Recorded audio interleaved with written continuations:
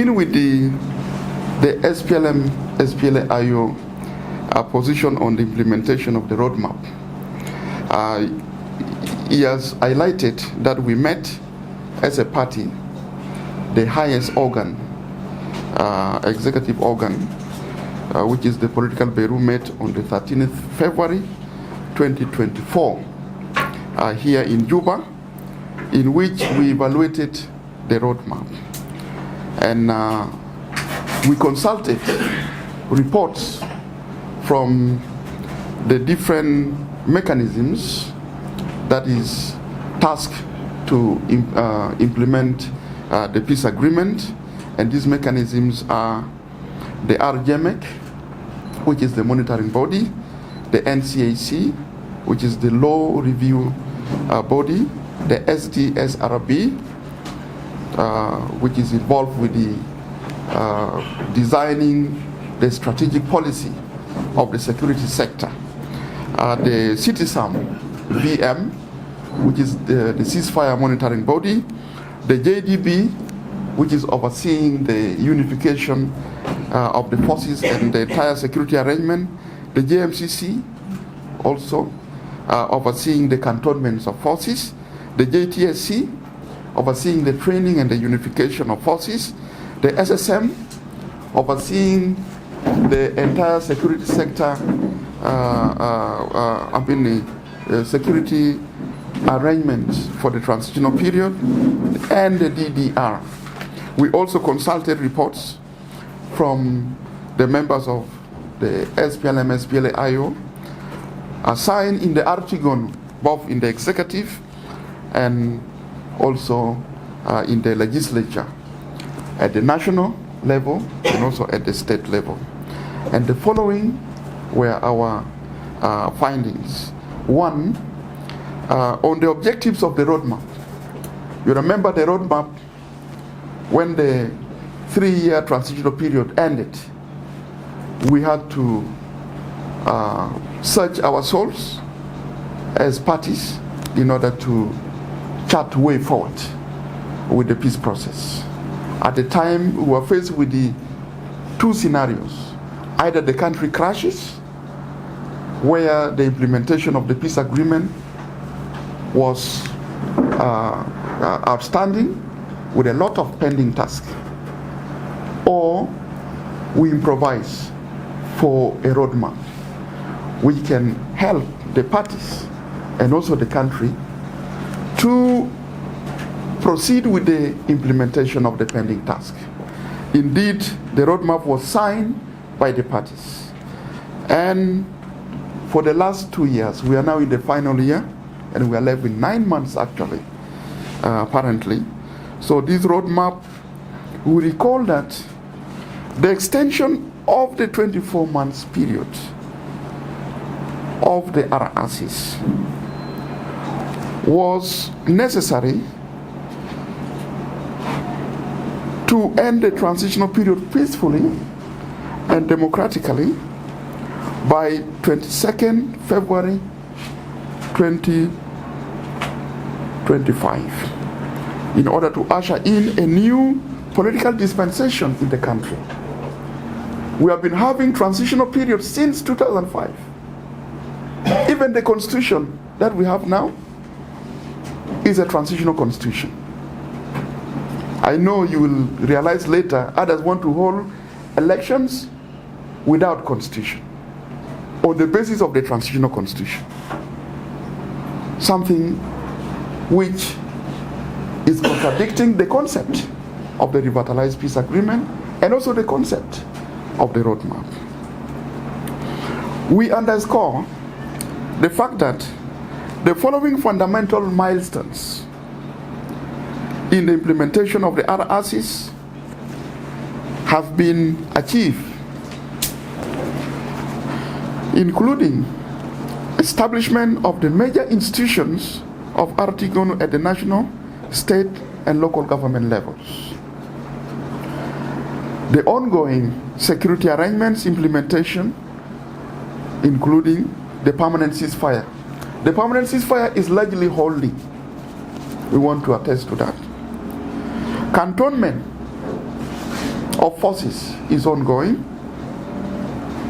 Training of forces for phase 1 has finished. We are left with phase 2. But we are left with the deployment of these forces, something which we expect to be done. Review and enactment of the constitutional amendment bills. Amendment Bill number 6, Amendment Bill number 7, number 8, number 9, number 10. We have done that. These are milestones in the implementation of the agreement. There are also some key reform legislations, over 20 of them, that we managed to review and amend. Some of them are passed already into laws, enacted. Others are yet to be enacted. These are milestones that we registered during this period of implementation. Opening up humanitarian corridors for humanitarian access and intervention all over South Sudan, including receiving some returnees and refugees from the neighboring countries. The conflict in Sudan led to influx. We managed to receive our brothers from the Sudan. And some returnees also managed to come back from Ethiopia, from the Sudan, and neighboring countries. This one we have registered that. Conducting Transitional Justice Mechanism Conference, aimed at establishing the Commission for Truth, Reconciliation and Healing, Compensation and Reparation Authority, and the hybrid court for South Sudan.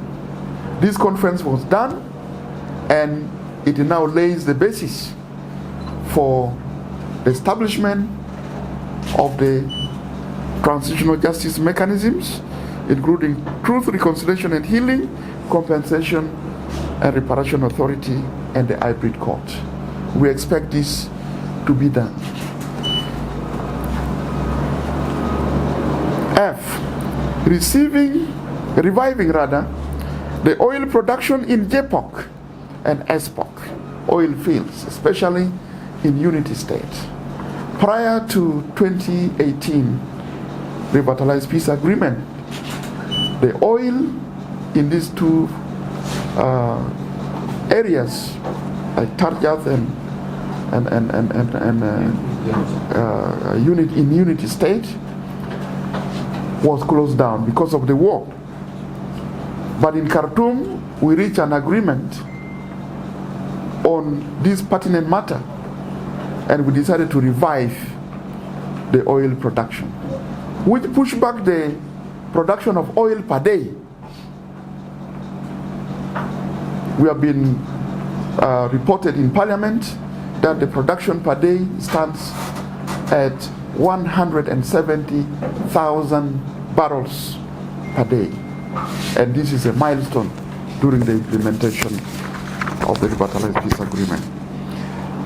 Introduction of major reforms in the oil sector, such as cost recovery audit, environmental audit, unified human resource policy manual, and local content regulations. These reforms were introduced in the Ministry of Petroleum, and this is for the benefit of our country and the citizens. Conducting of National Economic Conference aimed at ushering in economic reforms, including establishment of relevant institutions such as Economic and Financial Management Authority, EFMA. This is as a result of the revitalized peace agreement. EFMA is to be overseen by a board, and the board is to be led by the president. So this conference has already taken place, and we expect the establishment of these two bodies, which are very critical for the management of our economy. Reconstitution of important democratic institutions, such as the National Constitutional Review Commission, NCRC, and the Political Parties Council, PPC, and the National Election Commission marking, and I want to highlight this and underline this, marking the commencement of political transition and reform processes. These are very critical institutions. One that will deliver the constitution, permanent constitution, with a system of government, terminating the transitional constitution, which we have now, ushering us to a new political dispensation. We cannot exit the current transition unless we have a new constitution, which will terminate or repeal the transitional constitution, so that the next government will not be a transitional government. It will be a fully pledged, elected in a free and fair democratic elections. 3, noting that the prerequisites for conducting peaceful, transparent, democratic, free, fair, and credible elections at the end of the transitional period in the Republic of South Sudan have not yet been fully implemented. Much as we have registered milestones, which I highlighted before,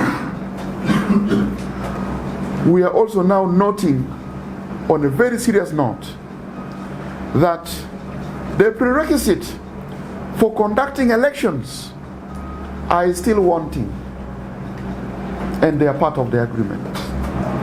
One of them, completion of security arrangements, phase 1 and phase 2. I told you some work is already ongoing. In phase 1, you are left with the deployments of these forces. Only 6 battalions were deployed out of 1,000 troops, unified forces. Only 6 battalions were deployed. That is more or less like 7,000 out of 81,000. So we expect these troops to be deployed. Phase 2 should kick off with the training. They should kick off, beginning actually with the cantonment. The forces that are still trapped in the assembly areas must move to the cantonments, and they should also go for the training like the way phase 1 was done. And we expect also the SSPDF to undergo the same. Permanent constitution making process. All right. We already have the commission in place. The commission has already been reconstituted. That will operationalize the permanent constitution making process. We now expect the preparatory subcommittee that should embark on organizing the National Constitutional Conference. We expect the CDC, the Constitutional Drafting Committee. We expect the National Constitutional Conference to be planned by the preparatory subcommittee. Since we have the NCRC now reconstituted, we expect this work now not to take time. They should proceed immediately with the budget availability. The NCRC and the relevant bodies must proceed to deliver a permanent constitution for the people of South Sudan. And this constitution will be people's driven and people-led. Conduct of population census is also very critical. Judicial reforms is very critical. Already there is some work ongoing about judicial reforms. The Judicial Reform Committee, they are now finalizing their reports that will be submitted to Artigonu, and in this report It will be the basis of reforming the judiciary, so that we have an independent judiciary that is not leaning to any political party in the Republic of South Sudan, where justice can be dispensed to every citizen, whether an individual or a group. This is what we are looking for. So Judicial Service Reform, Judicial Reform Committee report is very, very critical. Moreover, we even still don't have the Constitutional Court, which has been enshrined in the revitalized peace agreement. Repatriation of refugees and resettlement of internally displaced persons. These are very, very important matters for our people. Transitional justice mechanisms. Since we have the conference have already taken place, and also the law drafted, this law will be enacted as soon as possible for the establishment of the relevant bodies of the transitional justice. We shall achieve the unity and reconciliation of our citizens. This is what our country yearns most. Our country needs a united population. I should be able to travel anywhere in the country without anybody pointing at my back or trying to target me. And should I go for elections, I should go for elections with a clear manifesto where I will be voted anywhere in the Republic of South Sudan on the basis of my programs, not on the basis of my tribe or region. Dissemination of the peace agreement is also very critical. Many people are still up to now are not aware of the content of the peace agreement, including, by the way, government officials at all levels. You heard the other day the chairman of Electoral Commission talking in isolation that the commission is ready to hold elections, not knowing the relationship between the work of the Electoral Commission and the work of the Constitutional Review Commission and the work of the census and the work of the security arrangements mechanisms. He is not privy to this. So we need to disseminate the peace agreement, including also to the chair of the National Election Commission.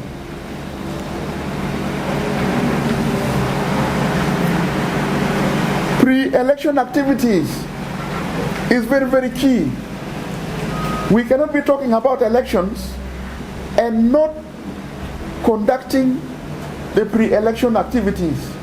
Up to now, the Electoral Commission does not have a budget. The office, headquarters, is just in a tiny compound which cannot even receive the entire ballot papers for the whole country. And that compound is being rented. You will be shocked when I tell you that it has now gone over 2 years that the rent has not been paid. How do you hold elections when you have not even prepared the infrastructure? You don't have the offices. At the national level, the headquarters does not exist. What if the landlord might be, as we are holding this conference, he might be in the court or he's on his way to close the office? What shall we do? So the pre-election activities must be done. And we have been informed that the supplementary budget is catering for the pre-election activities. But the parliament is in recess. And today is what? It's 1st of March. That means we are also left with only 3 months to finalize the financial year. To finalize the financial year, we are left with only 3 months. And moreover, according to the law,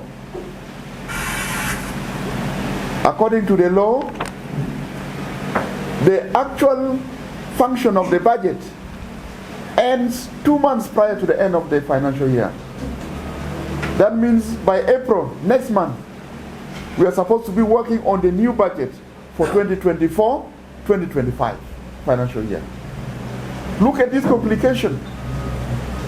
Artigonu has enough on its plate to deliver prior to the end of the transitional period.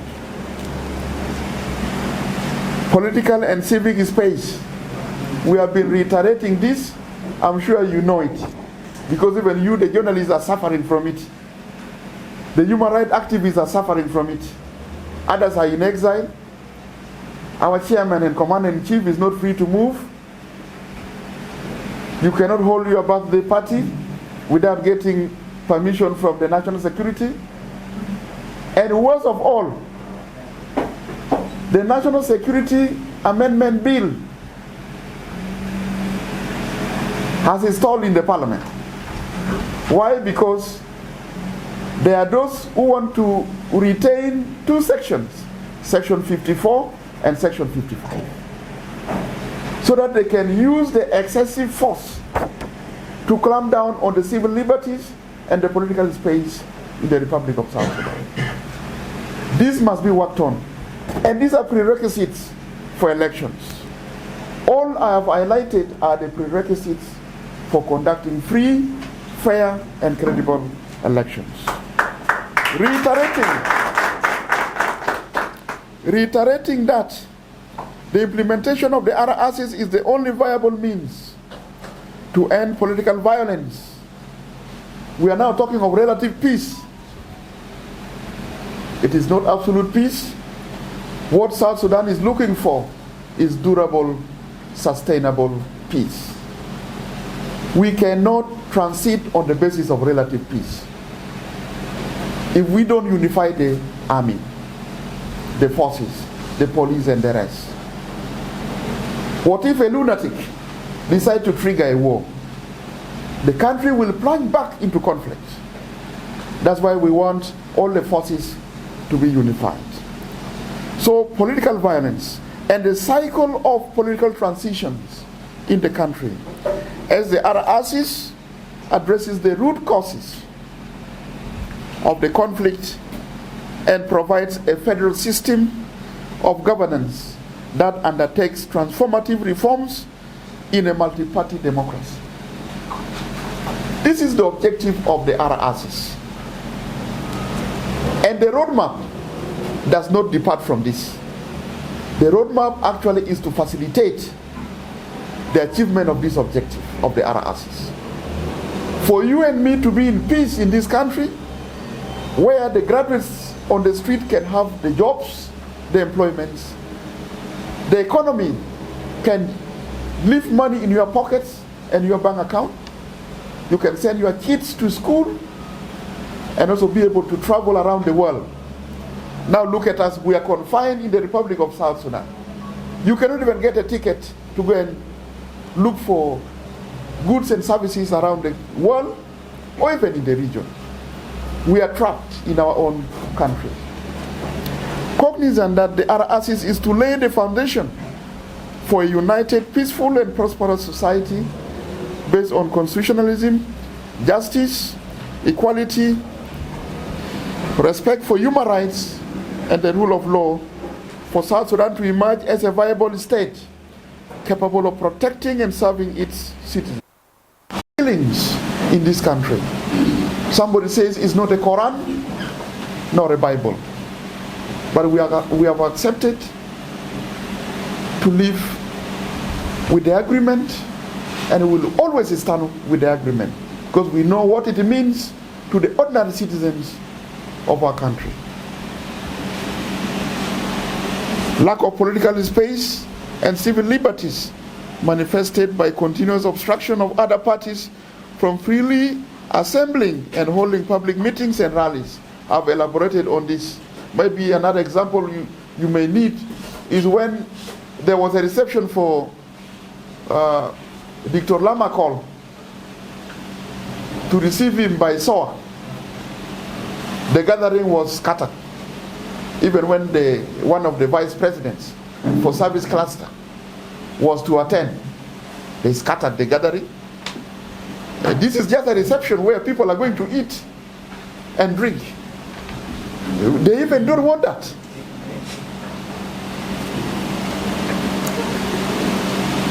Showing hostility to and attacking the RRCs and its institutions publicly in the state media. One example I've already given you. And the other example, when they say the parliament was illegitimate, that the reconstituted parliament was illegitimate. The parliamentarians also ask, if we are illegitimate, you also in the executive, you are illegitimate. Why? Because all of us were legitimized by the agreement. Nobody was elected in the Republic of South Sudan. The last elections was in the Sudan. So where is Honorable Makwe getting his legitimacy from, if it is not from the agreement? Obstruction and denial of freedom of movements of leaders of IO, I've already mentioned this. Continuous harassment, detention of media personnel, civil society, etc. I told you, you are also a victim of this.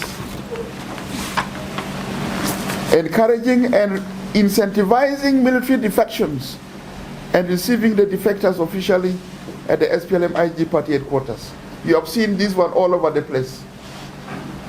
I know you could be dull of hearing this, but we shall not stop mentioning them for the records. Because there are those who will come after us. Should we leave bad history behind us, there are those who will come after us. 20 years from now, 50 years from now, they will know what went wrong and who are the ones responsible. Renewed attacks on the on the SPLM-IO assembly areas and cantonments in Unity State, in Nyuel of Rupkona, and Kawari and Namurle of Central Equatorial State in Terkeka County. These ones were recent violations. There are those ones that we overcame them. But these are fresh ones. While people are talking of elections, people are talking of peaceful elections, they are also attacking and breaching the permanent ceasefire. And we have refused to be lured into the logic of dragging the country back to war. That's why we still maintain our peace and self-defense. We want South Sudanese, we want our citizens to have a breathing air. They have suffered a lot. Creation of parallel structures outside the agreed structures in the military, in the national security, for instance. While we are discussing unification of forces and agreeing on the departments and offices, our counterparts are thinking of something different. For instance, Assistant Chief of Defense Forces for Procurement, Police is splitting the training department into training and human resource development departments, just because these offices falls under IO or opposition, and they would create another to counter it. Bad faith in the implementation of the agreement. Failure to adhere to the implementation matrix of the RRCs, including roadmap timelines. This alone is a breach of the agreement. If the agreement says within 24 months you must have a permanent constitution in place and you don't want to do it, it is a violation.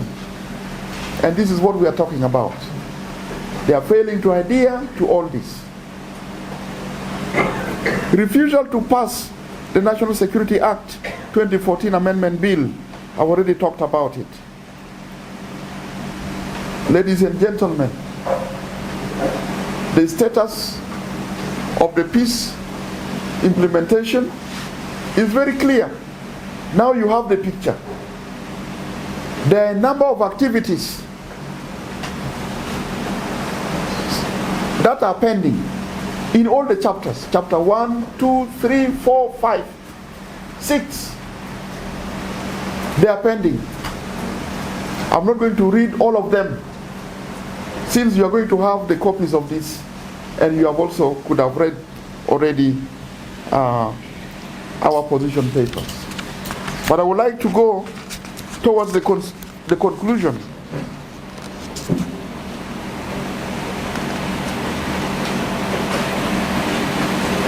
That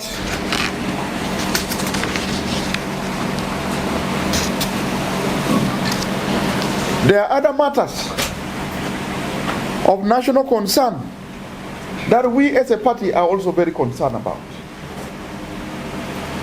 One, prevalence of subnational violence among communities and organized forces vis-a-vis the communities, namely in Warab State, Agwok fighting Apuk, Twitch fighting Ngok, and those in Marialbai, they are fighting.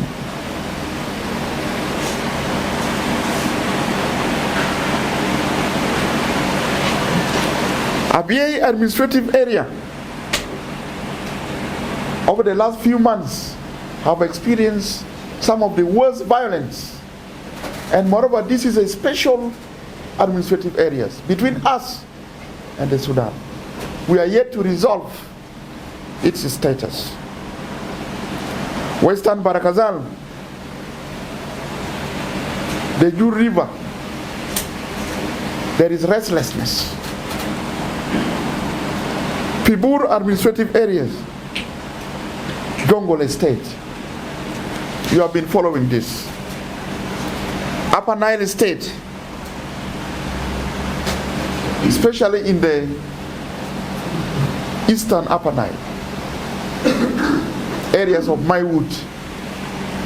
Nasir, look, recently, last week, but one,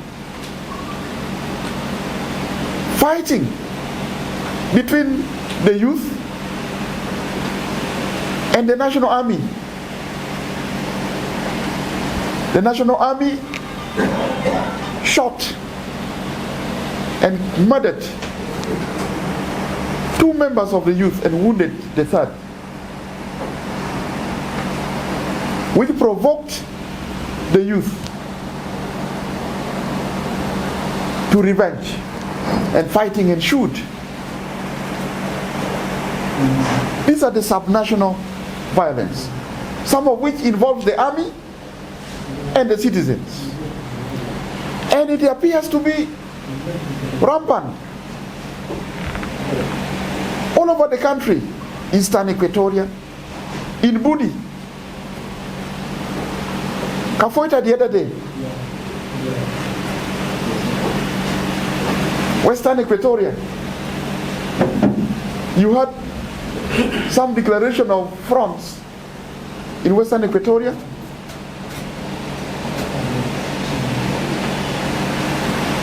Unity State, all over the country. This is concerning us because in the process of these people are dying and the security arrangement is being affected by forces even outside the agreement. Lack of transparency in the use of oil money.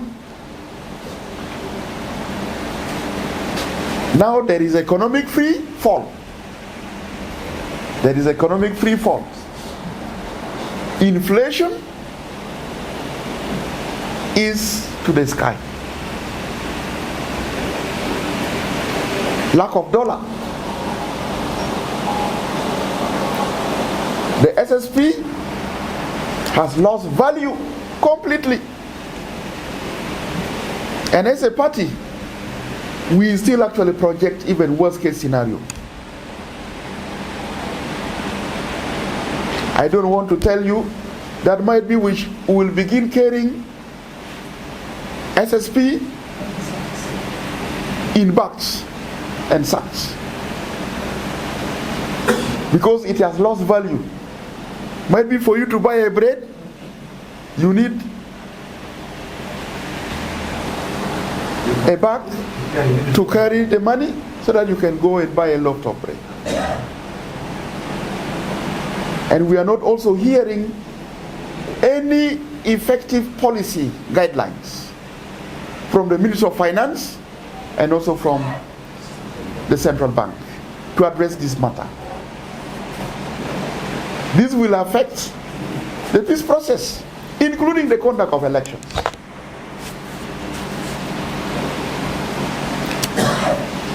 The Rome talks with the all-out groups. We want these talks not to collapse. It must continue so that we have a sustainable, durable, and inclusive peace. And those brothers also should come one day and participate in the elections. We cannot be talking about elections and also talking about the peace process. It is as if we already know the outcome of the peace talks, or else we are not serious about it. Because if we don't know the outcome of the peace talks, how can we talk about elections, leaving behind those ones who are at the negotiating tables, who are still in the bushes, fighting, and our people are getting killed in the process? The conflict in the Sudan, I've highlighted, is also of concern to us. The impact of climate change. Even if you want to plan elections, you must plan taking into consideration the climate factor. Because other parts of the country,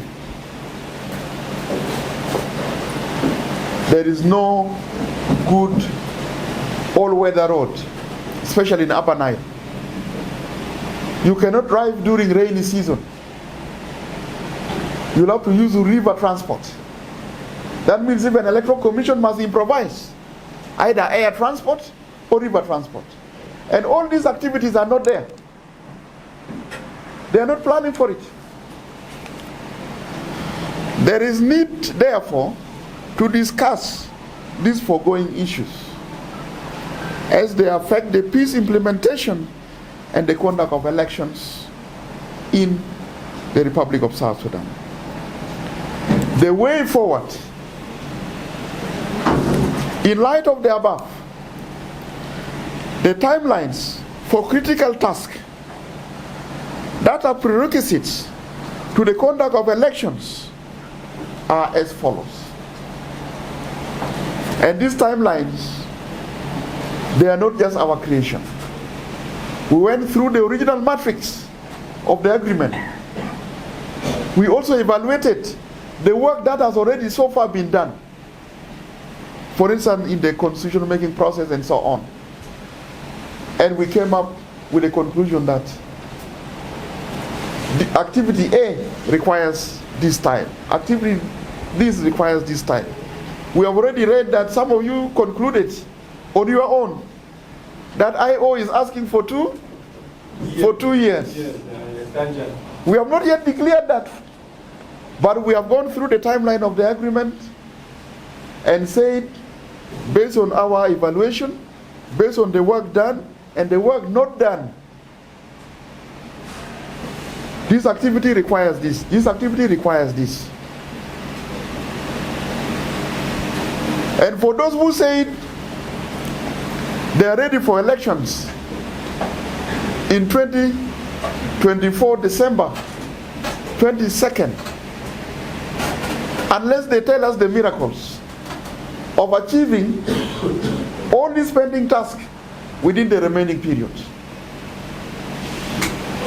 or else they are planning abrogation of the agreement, then there will be no government of national unity. Because the government of national unity is founded on the basis of collegial collaboration and consensus. Any unilateralism, for that matter, will abrogate the agreement completely and jeopardize all the milestones that I've highlighted to you earlier on. We shall get back to square one.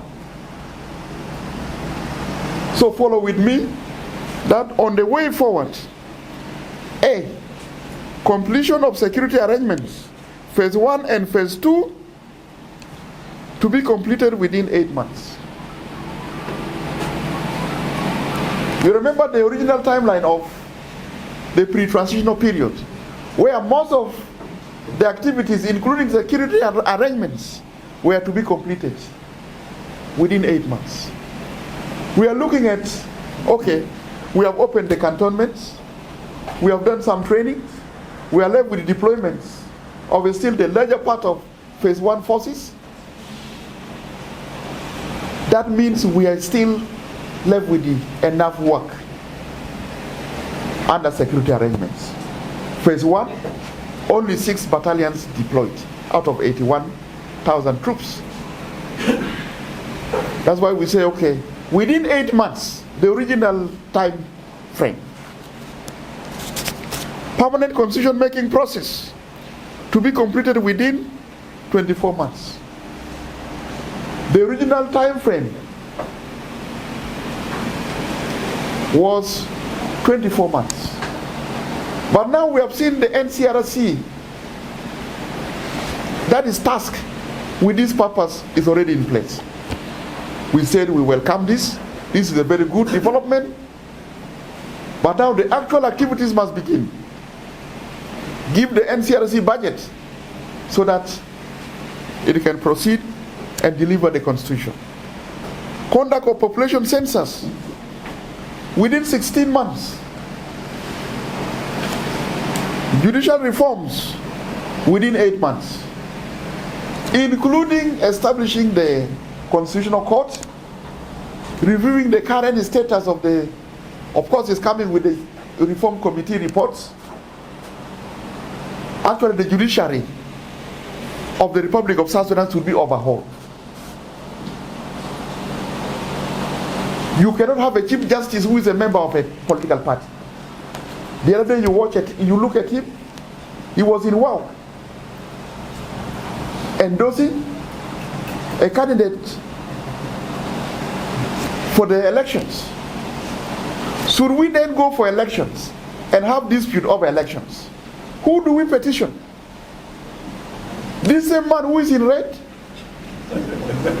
Or we petition somebody who is independent and neutral, who can dispense justice to all of us? So judicial reform is critical within 8 months. Repatriation of refugees and resettlement of the IDPs within 8 months. I have failed to understand why there is lack of political will to bring our people away from the POCs. The ones in Juba, in Malakal, in Jongole, Bor, in Unity State, in WAM. They are still under the UN.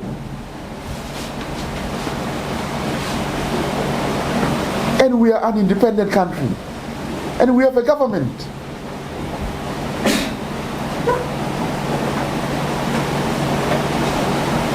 But our citizens are in the hands of foreign bodies. The refugees, over 2 million, actually 3 million, they are still outside the country. And our population, according to the last census, was what? It was 8.2.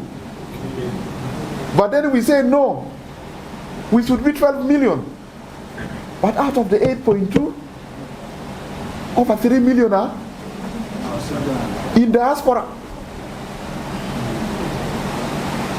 And there is lack of political will. The government is not taking care of its people,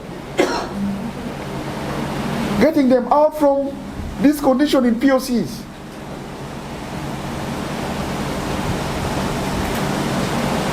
I'm told even in the POCs now, there are names of kids that are named after those places. Nya POC.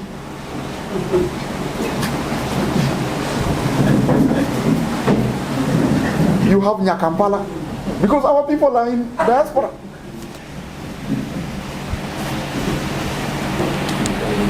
Transitional justice mechanism, that is establishing these bodies, the Commission for Truth, Reconciliation and Healing, Reparation Authority, hybrid court, within 4 months. Why? Because the conference has been done and the bills are already also in place. Dissemination of the peace agreement within 6 months. Reconstitution of independent commissions and institutions within 1 month. This does not require money for you to announce the reconstitution. The names are ready. Our nominees are ready. But there is lack of political will on the other side. Pre-election activities require a minimum of 11 months, especially voter registration. You need the budget, whether supplementary budget or actual budget, you need it. You need the office infrastructures at all levels, logistics. You need the software for elections. You need to design the ballots. All this must be done. Given the above mentioned prerequisites, it is the constitutional making process which has the longest timeline that will determine the end of the transitional period and the other concurrent activities, including setting the time for elections.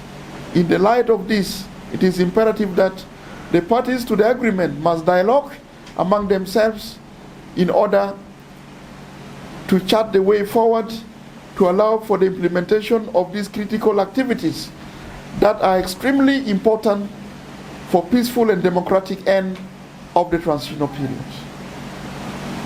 We as a party would like to reiterate our full commitment to the implementation of the RRCs as the only viable option for peaceful and democratic transition. This was our evaluation of the roadmap. In brief and summary, the Republican Order number 3 that separated the powers have also removed, as I told you earlier, the ministry from us, and now it has become for SPLM-IO. And we are saying this order was as a result of misinterpretation and violation of Article 106A, 4B of the Constitution.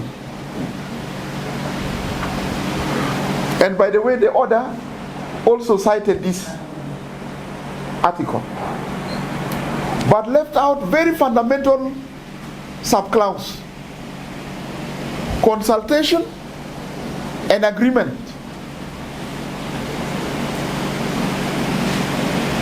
Yes, the president can initiate reforms, but it should be in consultation and agreement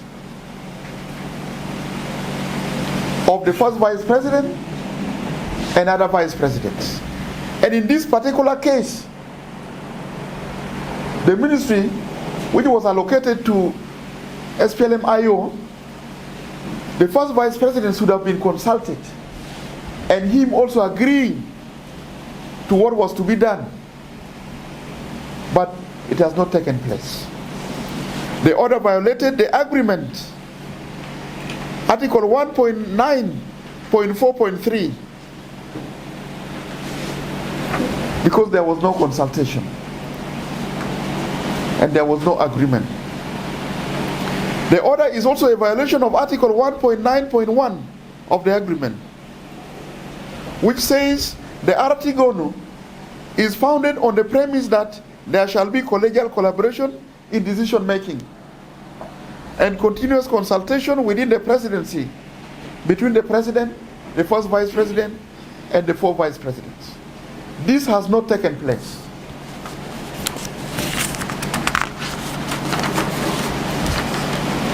We have also noted that points number 3, 4, and 5 in the order, it strips the powers and the functions of the minister, clearly violating Article 114(1) of the Constitution as amended, which states that a minister in the national government shall be the head of his or her ministry, and his or her decisions shall prevail. Now these powers is given to Undersecretary. For what reason? They know better, but we are investigating the motive of removing the powers of the minister and giving it to Undersecretary. To achieve what? Which the minister cannot do in his legal mandate. The order violates the Civil Service Act, Section 14A, on accountability, which states that an undersecretary shall be responsible to the appropriate minister. Now the undersecretary is not responsible to the Minister of Petroleum. He travels the way he wants. Ever since this decree came, he travels now more than how many times? To Middle East, Saudi Arabia, Dubai, wherever, without even taking permission from his minister. He is going to transact the business of the ministry. He now runs functions of the minister over management of the joint operating companies, GOCs, violating Chapter 20 and Chapter 21 of the Petroleum Act.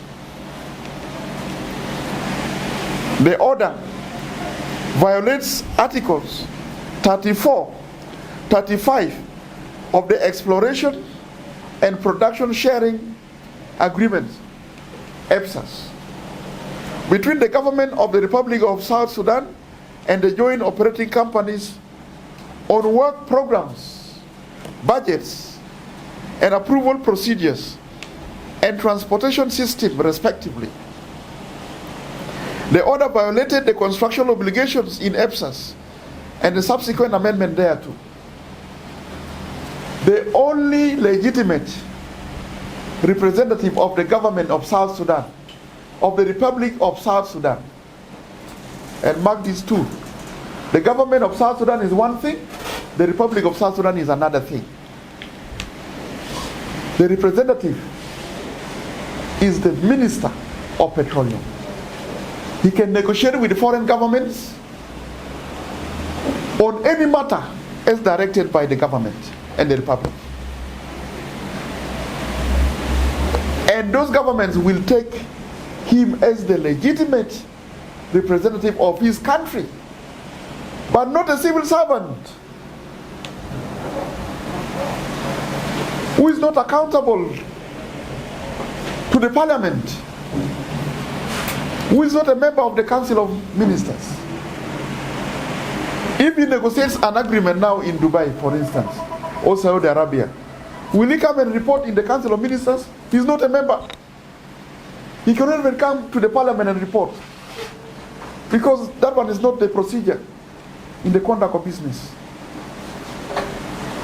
You can now see the constitutional crisis that this Republican decree is potentially throwing the country into. Should he go and sign any agreement, be it loans or whatever, with anybody out there, who will recognize 20 years from now or 50 years from now?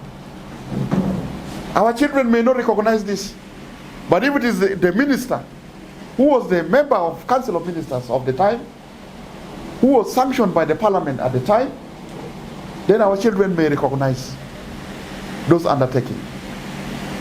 So this is about the Republican decree. And lastly, the order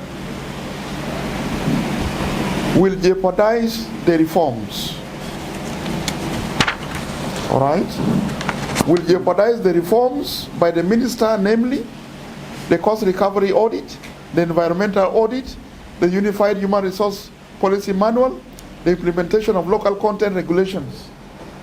Probably you in the media, you are asking, or you will ask shortly, why did this order come about?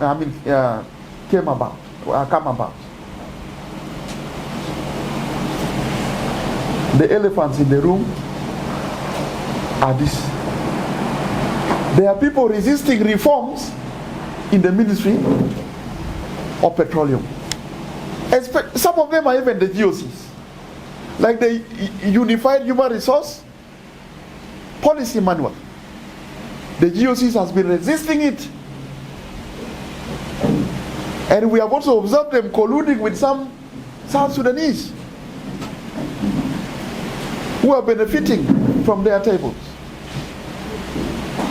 But the minister took this bold step. The environmental audit. You are aware that you cannot take pictures in the oil fields? You cannot take selfies in the oil fields, my friend. You will be arrested and even your gadgets confiscated. Why? Because of the pollution that is going on there. Some of the reports have already reached the parliament. There are people who are born without skins. They don't have skins. You can see through. This is as a result of pollution. But the environmental audit are meant to uncover all this and report it to the parliament, and we take action. Whoever pollutes the Republic of South Sudan under any name must pay. Must pay. And there are those who want to default. And they are conspiring. Taban intum junubin ma baruf hak bitaw. You even conspire with the ajanib asan yamul shunu yatil dola bitaw. This is what has transpired in the ministry. The order is therefore not an initiation of institutional reform, but rather arrogates the powers of the minister to the undersecretary. That was the purpose of the order. So that the undersecretary achieve what? They know better. The order takes away the ministry from SPLM-IO, abrogating the agreement. In light of the above, the SPLM-IO political bureau rejects the order and calls upon the president to uphold the constitution, to uphold the agreement, to uphold all the other relevant laws, to uphold the EPSAs, and to reverse the Republican Order number 3, 2024. We have taken oath. We are under oath by the different legal instruments, the agreement, the constitution, and so on. And we must respect these laws. Constitutionalism is fundamental for South Sudan to emerge as democratic, as a free society, as a just and prosperous. We must be law-abiding, beginning with the leaders. I thank you very much for your audience, and this was the press conference that we intended to carry out today, and you are welcome if you have any clarification of what you have